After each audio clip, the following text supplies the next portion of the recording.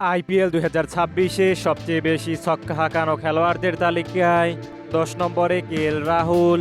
14 ম্যাচে কেএল রাহুল ছক্কা হাঁকিয়েছেন 31টি।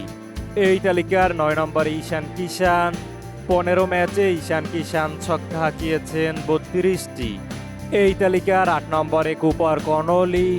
14 ম্যাচে কুপার কনলি ছক্কা হাঁকিয়েছেন 32টি।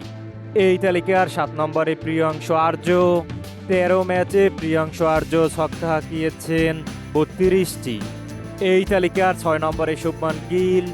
16 ম্যাচে শুভমান গিল ছক্কা হাঁকিয়েছেন 33টি। এই তালিকার 5 নম্বরে মিচেল মার্শ। 13 ম্যাচে মিচেল মার্শ ছক্কা হাঁকিয়েছেন 36টি। এই তালিকার 4 নম্বরে রায়ান রিকেলটন। 12 ম্যাচে রায়ান রিকেলটন ছক্কা হাঁকিয়েছেন 38টি। এই তালিকার 3 নম্বরে রজত পাতিদার।